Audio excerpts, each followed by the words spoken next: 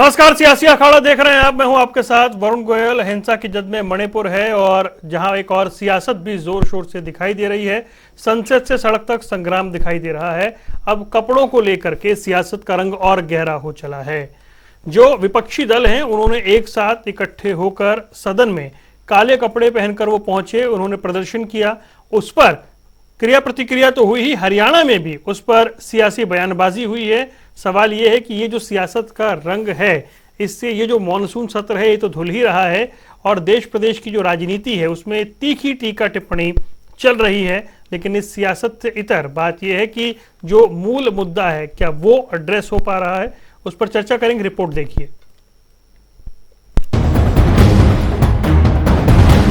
मणिपुर में हिंसक शोलों को ठंडा करने के लिए तमाम जतन किए जा रहे हों, लेकिन सियासी शोले अभी ठंडा होने का नाम नहीं ले रहे हैं।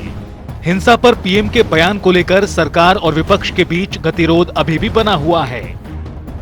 जिनका मन और विचार दोनों काले हैं, उन्हें विरोध का काला रंग कैसे नजर आएगा?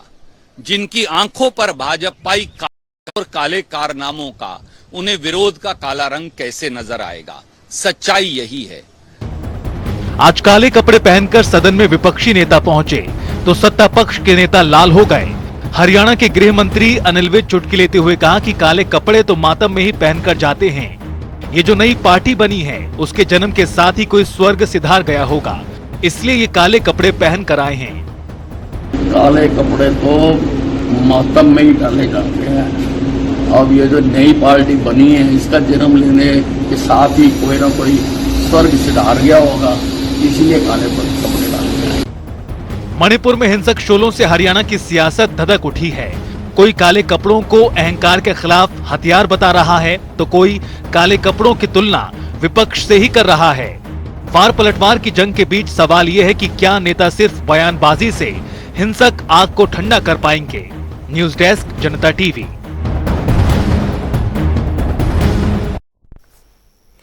और हमारे साथ कई खास मेहमान जुड़ गए हैं। वंदना पोपली, प्रवक्ता भारतीय जनता पार्टी, हमारे साथ है। रमन सिंह, प्रवक्ता कांग्रेस, हमारे साथ है। रजत पंजेटा, इंडियन नेशनल लोकदल। नरेश शर्मा, आम आदमी पार्टी से हैं। आप चारों का स्वागत है। देखिए, अपना अपना विरोध का तरीका है या विरोध प्रदर्शन है जो चल रहा है, लेकिन जो गृह मंत्री अनिल विज कह रहे हैं कि भाई ये मातम के कपड़े पहनकर आ गए हैं, और ये जो वो कह रहे हैं कि जो नया अलायंस बन रहा है INDIA, इसको लेकर वो टीका टिप्पणी कर रहे हैं। वंदना, ऐसा क्यों?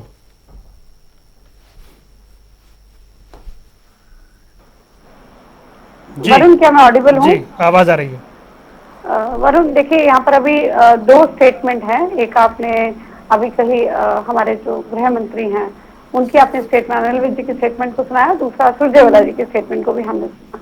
सुरजेवाला जी कह रहे हैं कि विरोध का रंग नहीं दिखाई दे रहा है भाजपा को। वो बात अलग है कि इनके ही राजस्थान में जब इनके ही मंत्री विरोध करते हैं तो उनको निलंबित कर लिया जाता है। वो विरोध नहीं है, और इनका जो विरोध है उसको वो विरोध मानते हैं।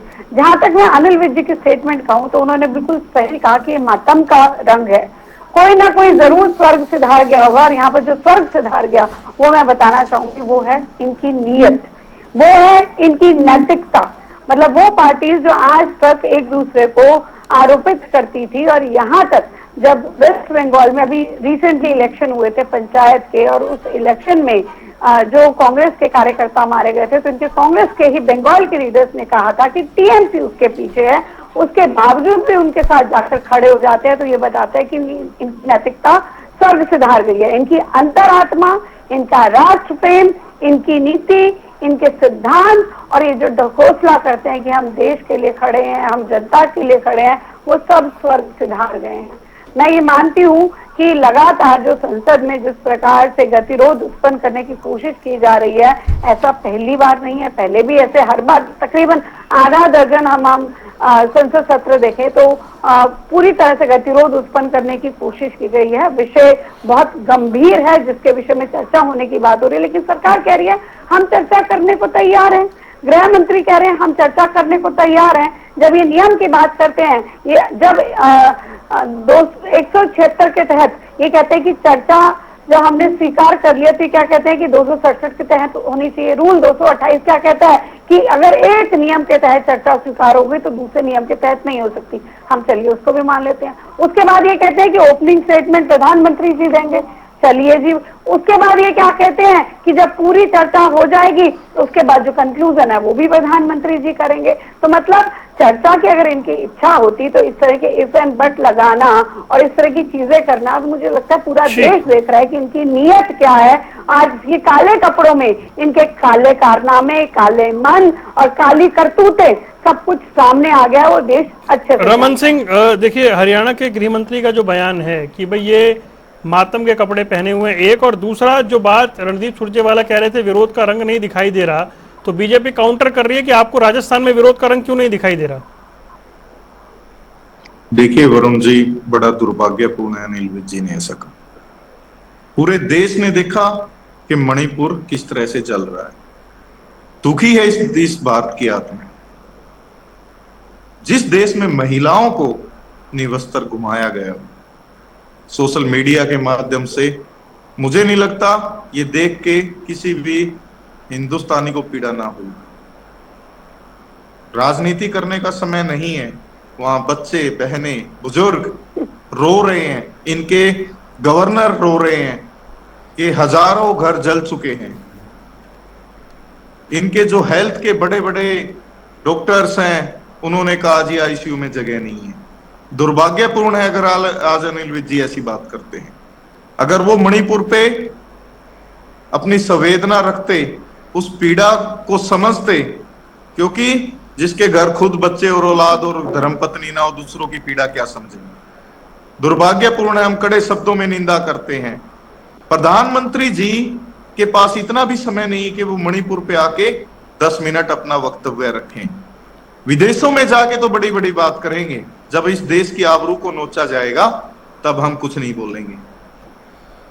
वहां पे चुनी हुई सरकार भी भारतीय जनता पार्टी की है। दूसरी बात, मणिपुर जलता रहा और ये सरकार चुपचाप एक कोने में बैठी रही। इस आवाम को ऐसे मरता छोड़ के क्या इनके दिल में दुख नहीं हुआ? दूसरी बात, सोशल मीडिया के माध्यम से सभी ने देखा है, वंदना जी ने भी देखा होगा और सभी ने, कोई इस बात को नकार नहीं सकता। लोग रातों को जाग के अपना समय काटते हैं, दिन में कहीं वो जाने लायक नहीं है। पूरा मणिपुर जल गया। अरे वो भी तो हमारे अपने लोग थे।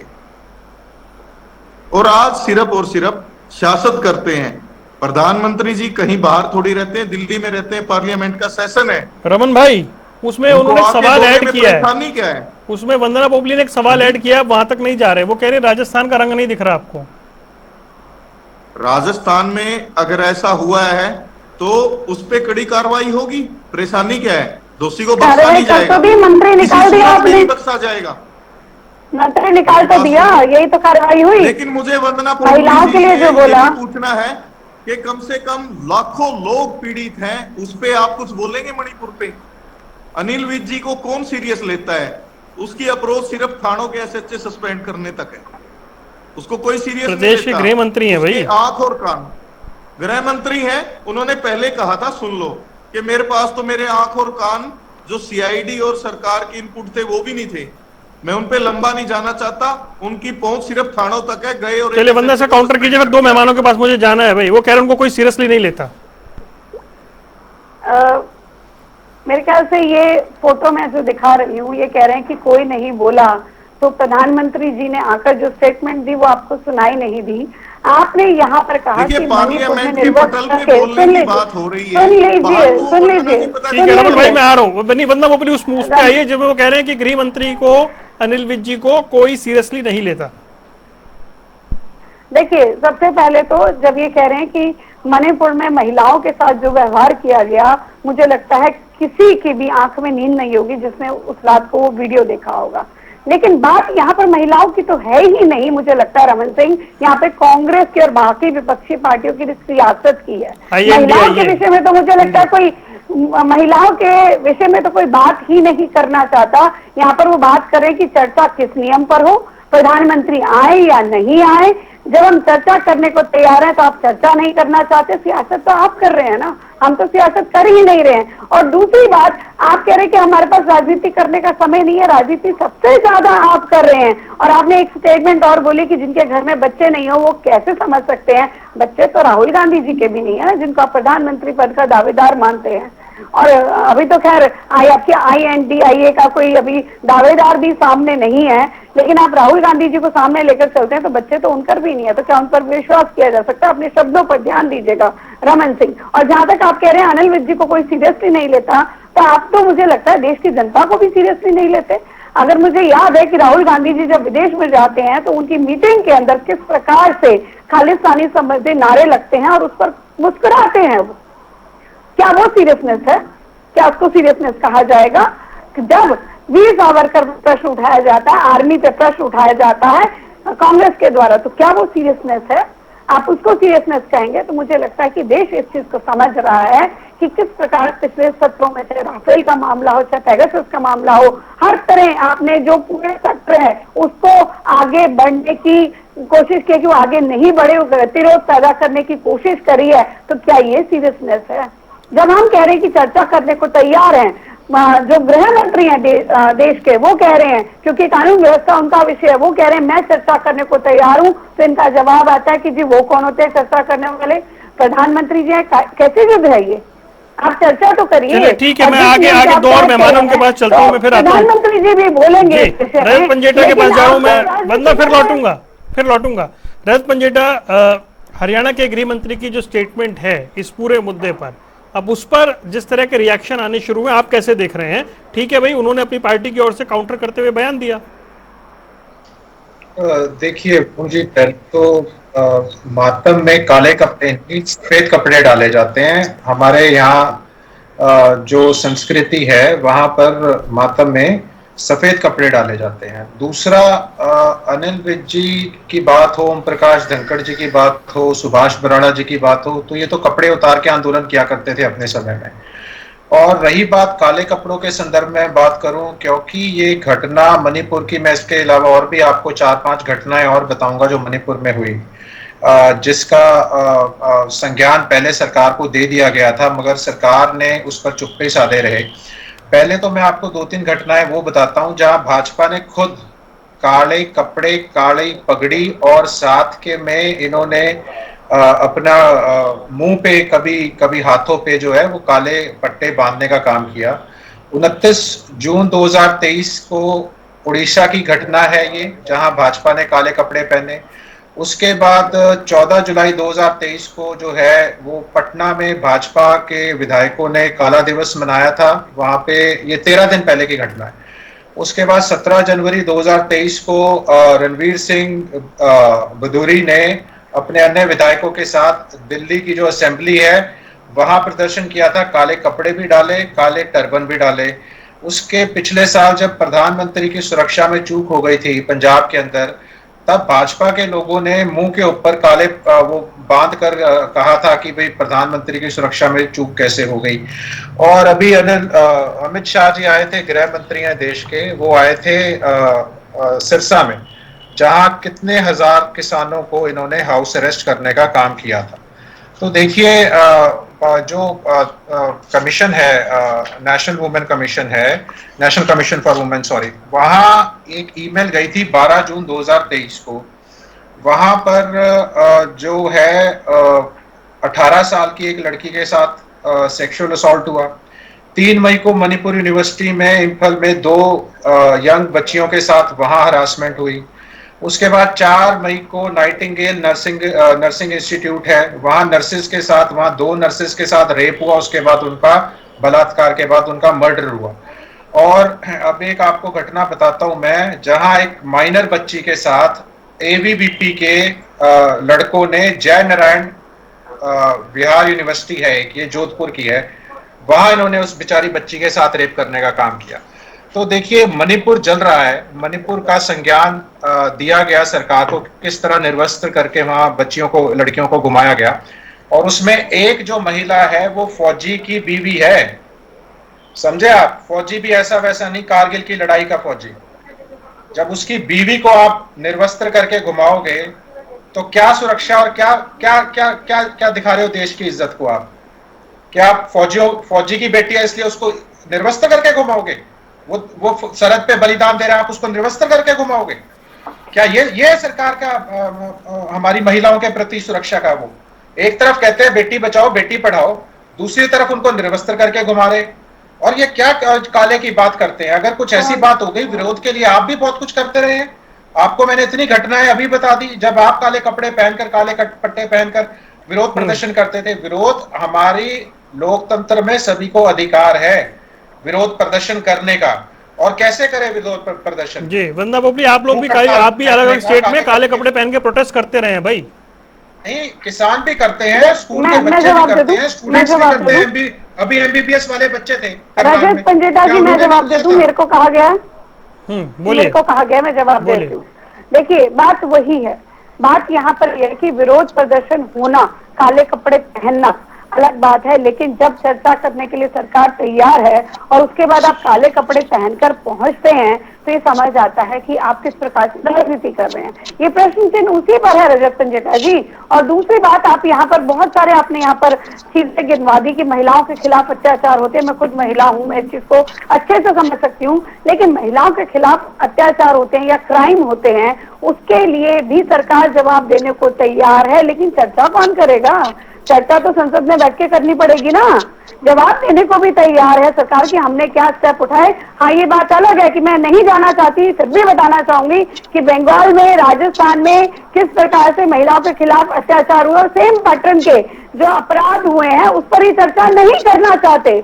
मैं ये कह रही कि महिला विषय ही नहीं है यहाँ पर, पूरा का पूरा विषय राजनीति है। महिला आपके लिए कोई मायने नहीं रखती है, और महिला मायने रखती तो सिर्फ उसी विषय पे चर्चा होती, तब ये बात नहीं आती ये रूल वो रूल, प्रधानमंत्री पहले बोले या ये पहले बोले वो पहले बोले। बोलते कि पहले चर्चा करिए, बताइए आपने क्या किया, और ये भी बताते कि हमने अपने राज्यों में क्या किया, तब मैं कहती कि आप महिलाओं के लिए सोचते हो। महिला होने के नाते मैं कहती हूँ कि आप लोग महिलाओं के लिए बिल्कुल नहीं सोच रहे और सिर्फ राजनीति का काम हो रहा है यहाँ पर। और मुझे लगता है इससे आपको बचना चाहिए, क्योंकि काले कपड़े पहनने से काली नीयत छुप नहीं जाती, काली नीयत सामने आ रही है। और हमने देखा किस प्रकार से काला कौवा भी काटने लगा अब तो विपक्षियों को। ये तो सामने ही आया किस प्रकार से संसद में काला कौवा भी, क्योंकि झूठ बोले कौवा काटे तो पुरानी कहावत है, वो भी हमने देख लिया है। तो अपनी नीयत, चलिए नरेश शर्मा, अपनी नीति को आप छुपाने की कोशिश ना करें। नरेश खुद आज तो चर्चा में भी वो काले कपड़े पहनकर आए हैं भाई। ठीक है, ये विरोध है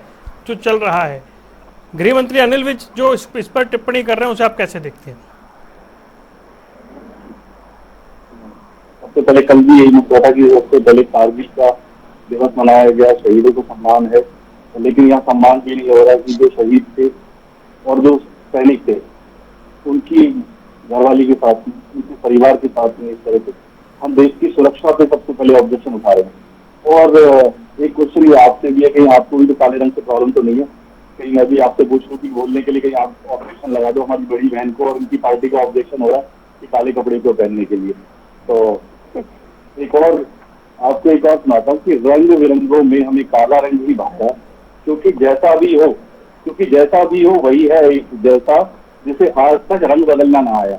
बाकी सब रंगों में आप कोई भी रंग मिला दीजिए वो अपना रंग बदल लेता है, लेकिन काला रंग एक स्वच्छता का प्रतीक है। आपको समझा देता हूँ मैडम, आपको भी काले रंग को आप कभी भी कन्वर्ट करके दूसरे कलर में चेंज नहीं कर सकते, क्योंकि वही एक रंग ऐसा है कि जिसको आप बदल नहीं सकते। और एक और बात बता दें कि हमारे माननीय गृह मंत्री जी ने बोला कि काले रंग जो है ये पहन की ये राजनीति कर रहे हैं। पहली बात तो जिस दिन बच्चा इस पेंसिल उठाता है, आपने पता है कि उनसे पूछेगा आप जाके अपनी पार्टी में, जिस दिन वो स्लेट थी जब उन्हें पढ़ना सीखा था वो काले रंग की थी।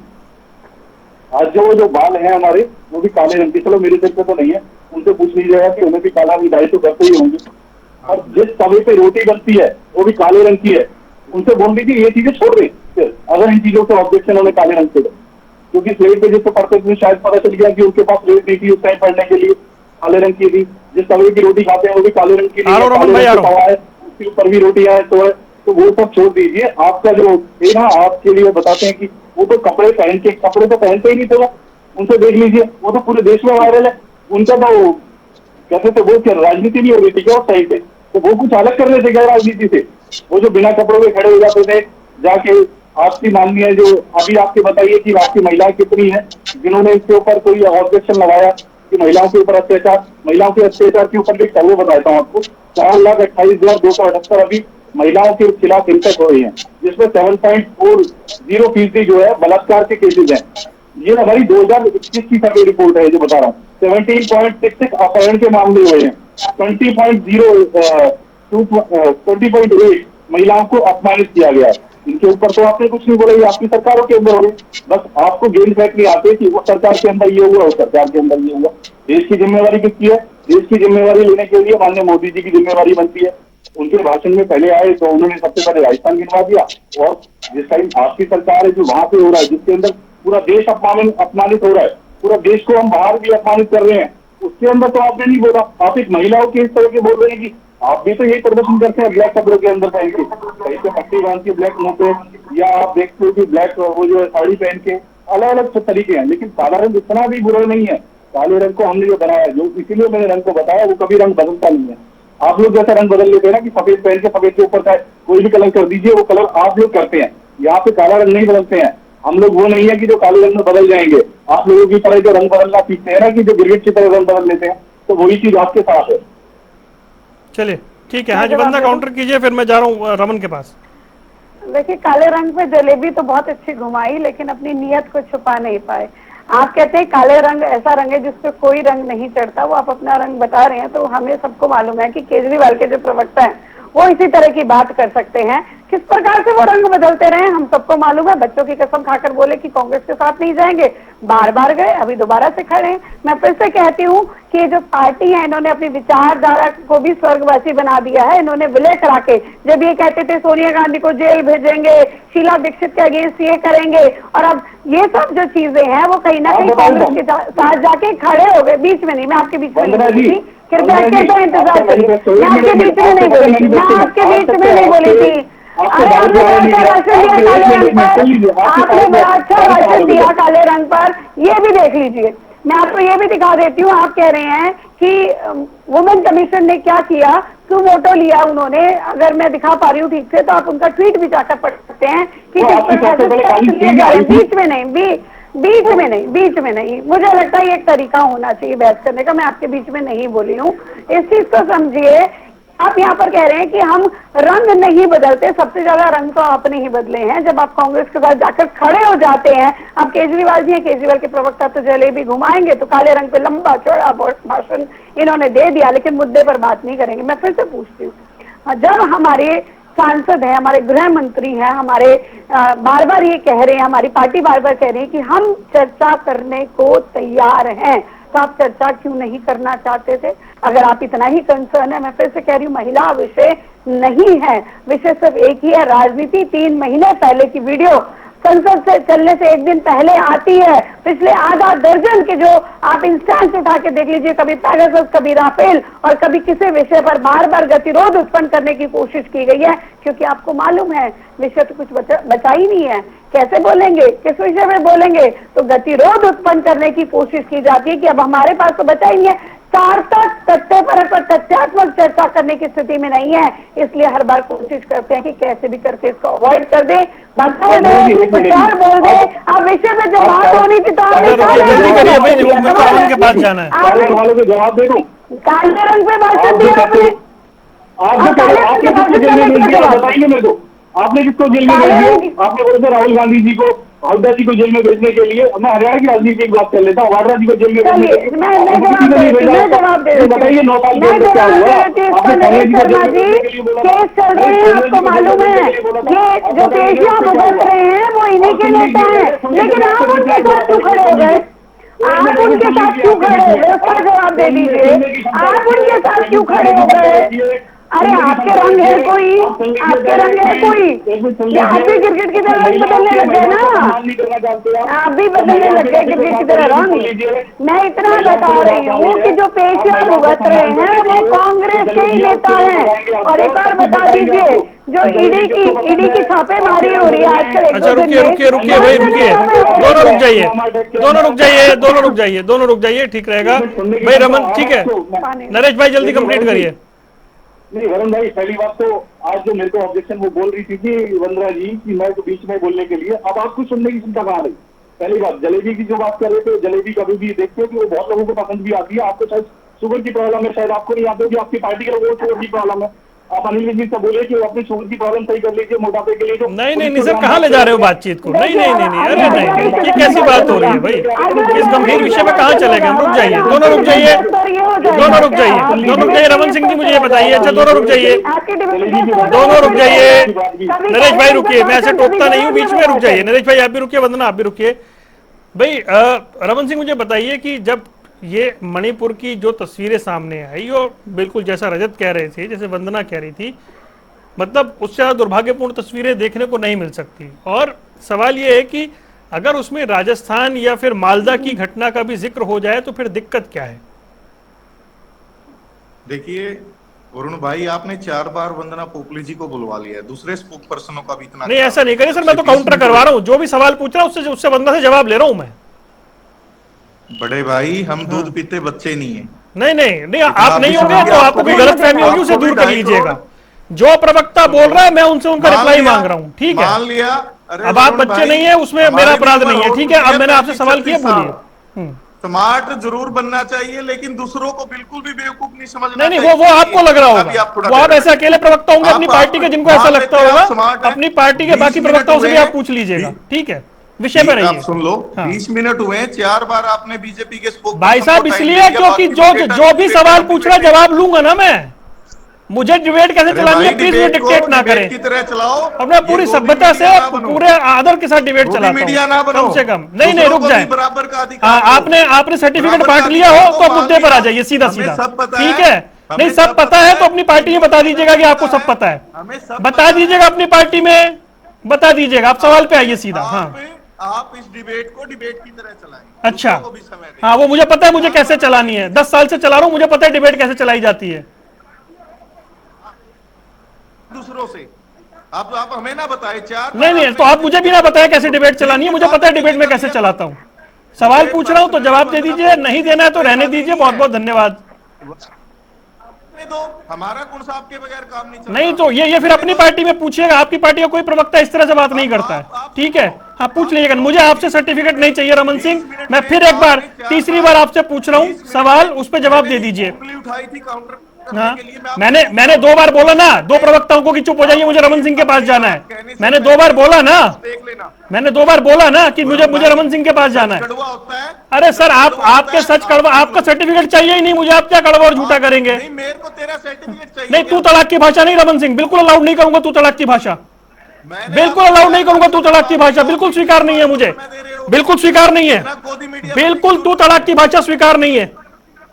अरे भाई, आप सच भी नहीं मान। हाँ, तो आप कहा तो तू तड़ाक की भाषा नहीं, मैं चौथी बार बोल रहा हूँ, बोलिए क्या कह रहे हैं? आपको सच्ची बात कड़वी लगी। अरे सर, आप कुछ भी कह देंगे वो सच थोड़ी हो जाएगा। आपने जो टाइम खराब, अगर आप कुछ भी कह देंगे सच हो जाएगा। बड़ा गंभीर है। मैं और फिर मैं इस मुद्दे पे डिबेट ही ना करता, मैं इस मुद्दे पे डिबेट ही ना करता। अगर मुझे कोई सर्टिफिकेट चाहिए होता आपसे, मैं आपके अंदर खाने फूट पे कोई डिबेट कर लेता, किसी सॉफ्ट टॉपिक पे डिबेट कर लेता। हाँ, हमें क्या दिक्कत है? हाँ, फिर तो सर्टिफिकेट ना बांटिए। फिर हाँ, आप ले लो कहीं अच्छी जगह से, मेरे से ना लो, किसी दूसरे से ले लो। ठीक है रमन जी। हाँ जी, 4 बार। ठीक है, आखिरी बार पूछ रहा हूँ सर, आप वक्तव्य देना चाह रहे हैं तो दीजिए, नहीं तो मैं आगे बढ़ूं। वक्तव्य देने के लिए दीजिए ना सर, वक्तव्य दीजिए ना। सुनने आए। हाँ, चर्चा पे बात गंभीर मना कर। हाँ, तो बहुत गंभीर मुद्दा मैं नहीं उठाया है, अपनी डिबेट में बहुत गंभीर विषय मैं नहीं उठाया। बोलिए। मुद्दे को भी सुन लो। हाँ, इतना गंभीर मुद्दा था जिसपे चर्चा होनी चाहिए। सारा मणिपुर जल गया, लोगों के हजारों घर जल चुके हैं, लोग पीड़ित हैं। इस देश के प्रधानमंत्री मुंह छुपा के घूम रहे हैं। संसद में स्तर चल रहा हुआ है, उनको आके बोलने में परेशानी क्या है? जब पूरा देश मणिपुर की तरफ देख रहा है, सभी पार्टियां एक बात कह रही कि आप देश के प्रधानमंत्री हो, विदेशों में चुनाव प्रचार में हर जगह तो आप रहते हो, और आज आप पार्लियामेंट में संसद के पटल पे आके आपको बोलने में परेशानी क्या है? मुद्दा सिर्फ इतना है ना, इससे बड़ी बात तो आप एक चीज देखो ना, वहां पे आज तक गवर्नर साहब जो कह रहे हैं, वहां के इनके सेंटर के मिनिस्टर क्या कह रहे हैं कि जी टोटली फेल है। वहां की गवर्नर ने अपना बयान दिया है, उसको भी सुन लो कि जी हमारे हाथ से सब कुछ निकल चुका है। फौजी, हमारे एक सोल्जर भाई ने कहा, जैसे मंजेठा जी ने कहा, एक कारगिल के फौजी की और सबकी बहन बेटियां बराबर हैं। बात एक विषय से आगे भी बढ़ने की है। ये लाखों लोग पीड़ित हैं और हम लोग सिर्फ और सिर्फ अपनी बयानबाजी में लगे हुए हैं।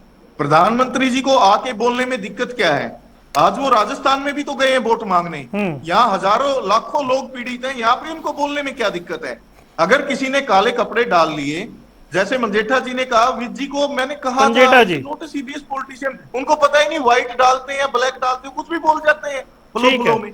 अब इसका जवाब मैं ले लूं बंदा पोपली से, फिर मुझे बंदा पोपली के पास ही जाना पड़ेगा ना इसका जवाब लेने के लिए। आप चले जाना, लेकिन हम बार बार ये कह रहे हैं कि जी वंदना जी जवाब क्यों नहीं आ रहा है, बता दीजिए भाई, बताइए जवाब क्यों नहीं आ रहा है?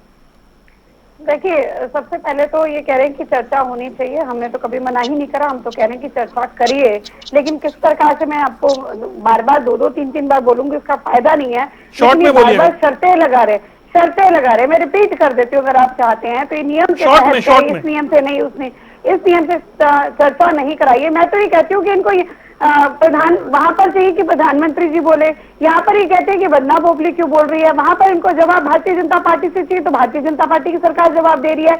अब ये रमन सिंह जी कहें कि यहाँ पे जनता टीवी की डिबेट पर भी प्रधानमंत्री जी आए और रमन जी का जवाब दें, तो इनकी सारी बात छोड़ना माननी पड़ेगी। हम सब कह रहे हैं कि हमारे मंत्री नहीं बोलेंगे, लेकिन लॉ एंड ऑर्डर इश्यू गृह मंत्री का है, वो कह रहे हैं मैं चर्चा करने को तैयार हूँ, लेकिन ये कैसी शर्त है? हम जवाब देने को तैयार है ना कि हमने क्या काम किया है। आज सुनिए तो सही। चलिए ठीक है, मैं रजत के पास जा रहा हूँ। रजत, ये मामला कपड़ों में ज्यादा उलझ कर रह गया है, कपड़ों में और उसके रंग में ज्यादा उलझ गया है। महिला सुरक्षा विषय, ठीक है, एक मिनट रुकिए वंदना, एक मिनट रुकिए रजत, ये मामला कपड़ों में और उसके रंग में ज्यादा उलझ गया है।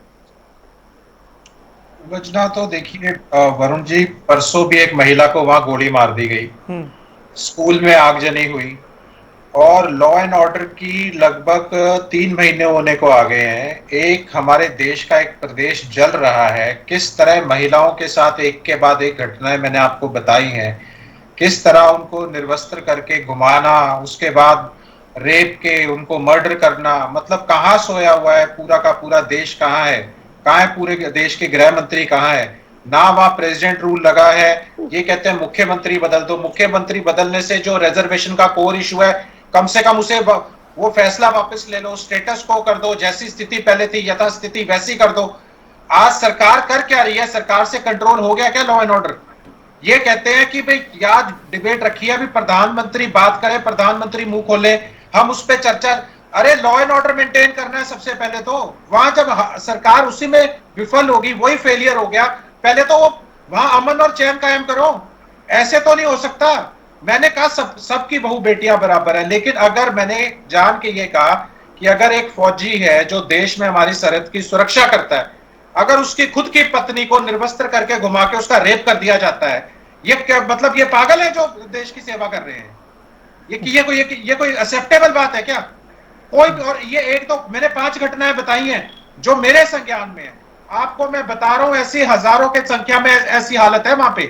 हर दूसरे दिन में जो रिपोर्टिंग नहीं हो पा रही, जो आपके और हमारे तक नहीं पहुंच पा रही बात, वंदना पोपली में संभल नहीं रहा, मणिपुर मीडिया बंद है वहां पे, वहां मीडिया बंद है, इंटरनेट बैन है, कुछ नहीं हमारे तक पहुंच रहा, न्यूज रिपोर्टिंग के जरिए पहुंच रहा है जो पहुंच रहा है। जिस बात की आप बात कर रहे हैं वो मानने अगर किसी महिला के साथ अपराध होता है तो मानने वो हमारे लिए भी नहीं है, लेकिन इसका जवाब अगर आपको चाहिए कि हमारी सरकार क्या कर रही है और क्या विषय है और किस प्रकार से कंट्रोल किया जा रहा है, उसके लिए आपको सुनना तो पड़ेगा।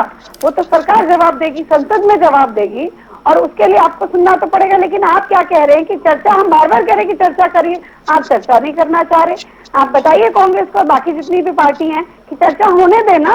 संसद किस लिए होती है? इसीलिए होती है ना कि हम जवाब देते हैं, देश की जनता सुनेगी, देश की जनता निर्णय करेगी, आप लोग भी सुनेंगे। चलिए वंदना, मैं माफी चाहता हूँ, समय मेरे पास कम है, लेकिन साथ ही साथ मेरा ये भी कहना है कि भाई अगर विषय बहुत गंभीर है तो हम भी उस गंभीर विषय को इसीलिए उठाते हैं कि लोगों की बात रखी जाए, और शूट द मैसेंजर की थ्योरी से बेहतर है कि तैयारी करके ही आ जाएं ताकि इस तरह की बात ना हो। चारों मेहमानों का जुड़ने के लिए बहुत बहुत शुक्रिया। सियासी अखाड़ा देख रहे थे आप, यहाँ रुक रहे हैं कुछ देर के लिए, खबरों का सिलसिला लगातार जारी है।